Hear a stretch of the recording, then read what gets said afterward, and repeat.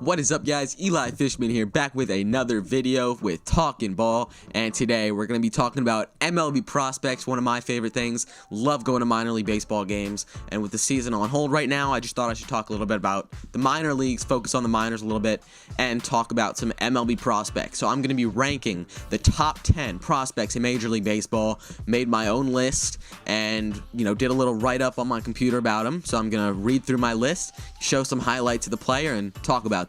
Coming in at number 10, we've got Adleman, catcher with the Baltimore Orioles. He was the first overall pick in last year's Major League Baseball draft out of Oregon State. Golden Spikes winner last season. Great defensive, great offense.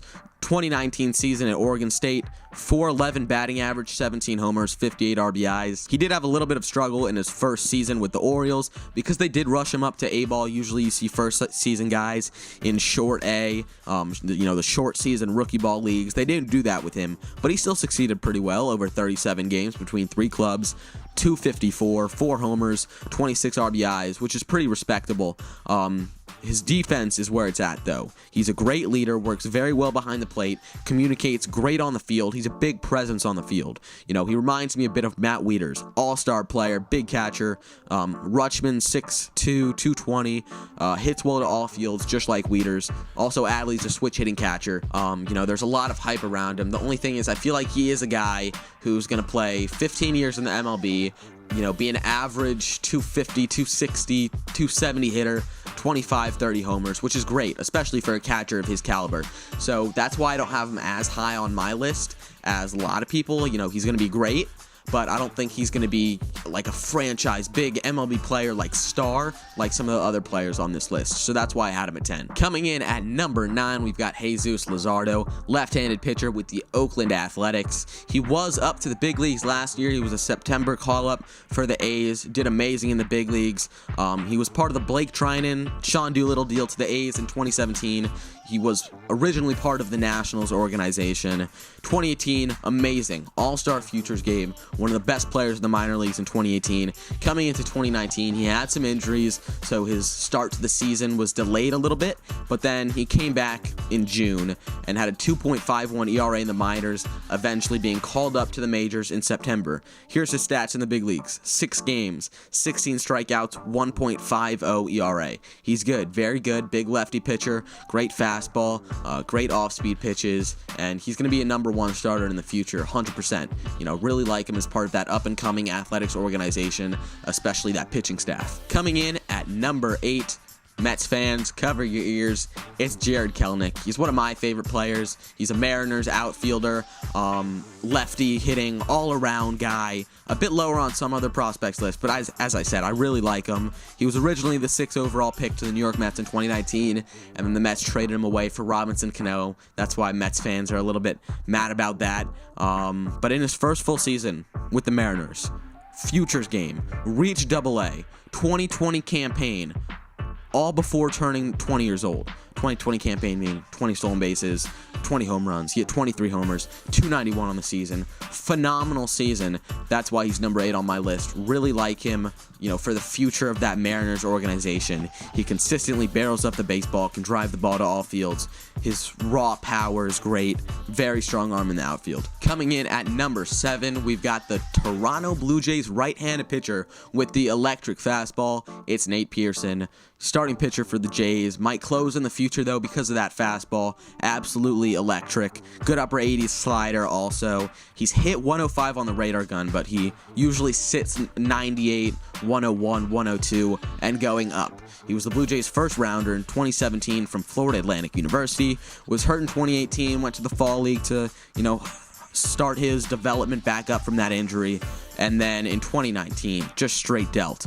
2.30 ERA up to AAA. 2020 spring training, 1.29 ERA. He's got great potential, great arm, great everything. He's going to be a big part of that Blue Jays team going forward, especially that young Blue Jays team with that great offense and great infield. Coming in at number 6, we've got Gore, left-handed pitcher with the San Diego Padres. It was really close between Gore and the number 5 guy on my list, but I thought Gore was number 6, 3rd overall in 2017. Very highly regarded pitcher. Great big leg kick, 92 to 96 with the fastball, big rolling curveball, which is really good coming out of a left-handed pitcher. It moves a lot better than it does for a righty, and especially with that big leg kick, he's really deceiving. And that big fastball does help him a lot. He's definitely going to be a good piece for that up-and-coming Padres team also. 2019 stats, just phenomenal. All-Star Futures game, 1.69 ERA. One of the reasons that he's number 6 on my list, though, even though he's, as high as 4.35 on some other lists, is that his spring training this year, he had 2 outings, couldn't get out of one of the innings. He had a horrible, no offense to him, he had a bad spring training. He pitched a couple games, just got absolutely lit up, but he's great. He's a good pitcher. If he develops, gets some more time in the big leagues against big league hitters, he's going to be very good. He's going to be very good for those Padres. Coming in at number 5 with the Detroit Tigers, we've got Mize. Really like this guy. 1st overall pick in the 2018 Major League Baseball draft. Out of Auburn. Reminds me a bit of Justin Verlander. Big right-hander, electric fastball. Has a great presence on the mound, but, a little bit quiet, but a competitor, an absolute competitor. He was projected to pitch in the MLB before this current situation. He had some injuries last year, but pitched up to AA only in his first full season, and he had an 8-3 record, 2.55 ERA. He's got a nasty splitter, mid-90s fastball. Really like him for this Tigers team. Coming in at number 4 with the Los Angeles Angels, it's the outfielder Joe Dehl. He was the 10th overall pick in 2017, career .298 hitter in the minors. He was hurt at the beginning of 2019, but still finished the season, .289, 10 homers, 8 stolen bases, but the 8 stolen bases could have been a lot more without that injury, because he's fast. He's very fast. He's got great raw power, plus arm in the outfield. The strikeouts are a little high. That's going to be a problem potentially going forward. But I really like him overall. 2-time Futures game player. Reached AAA in 2019 at age 20. In big league spring training in 2020, he hit .280 in 9 big league games. So, the potential is there. The pop is there. All around great player. Going to be competing with Mike Trout in that outfield for many years to come. Coming in at number 3, we've got Los Angeles Dodgers middle infielder Gavin Lux. 22-year-old, primarily second base. Just like Lizardo, he was up in the MLB for the end of 2019, but he's still considered a prospect. First rounder in 2016 to the Dodgers. 5-tool guy, lefty hitting, on-base guy, puts good wood on the ball every time. In 2019, .347 in the minors, played in the Futures game, Baseball America, Minor League Player of the Year. September call-up, as I said, 23 games, 18 hits, 2 homers, .240 average, which is respectable for an MLB prospect, coming up like that in their first taste of the big leagues. He's got a high baseball IQ, plus speed, quality defensive. He's got that beautiful, smooth, left-handed swing, quick out of the box.